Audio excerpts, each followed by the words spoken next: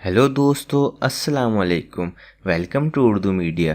مزید اچھی اور معلوماتی ویڈیوز دیکھنے کے لیے ہمارا چینل ضرور سبسکرائب کریں۔ شکریہ۔ ہارٹ اٹیک اور فالج کا خطرہ کم کرنے والی غذا۔ ایک خاص قسم کی غذا کا استعمال امراض قلب اور فالج سے بچاؤ میں مددگار ثابت ہوتا ہے۔ یہ بات سویڈن میں ہونے والی ایک طبی تحقیق میں سامنے آئی۔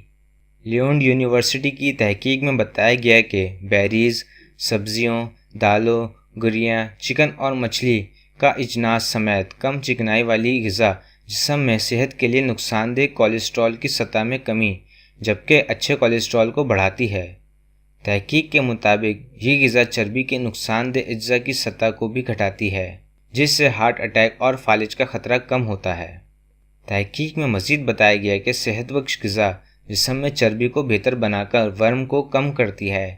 تحقیق میں بتایا گیا کہ عمر، جسمانی سرگرمیاں اور طرز زندگی خصوصاً غذا کو کولیسٹرول کی سطح میں اضافے کا باعث بنتی ہے، اور یہ بتانے کی ضرورت نہیں، ہائی کولیسٹرول امراض قلب اور فالج جیسے جان لیوا بیماریوں کا خطرہ بڑھانے والا عنصر ہے۔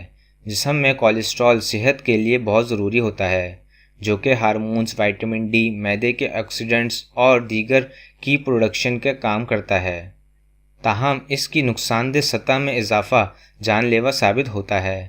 محققین کا کہنا تھا کہ جسمانی وزن میں کمی، نمک کا کم استعمال، تمباکو نوشی سے گریز کے ذریعے بھی نقصان دہ کولیسٹرول کی سطح میں کمی لائی جا سکتی ہے، تاہم صحت بخش غذا کا استعمال بھی ضروری ہوتا ہے۔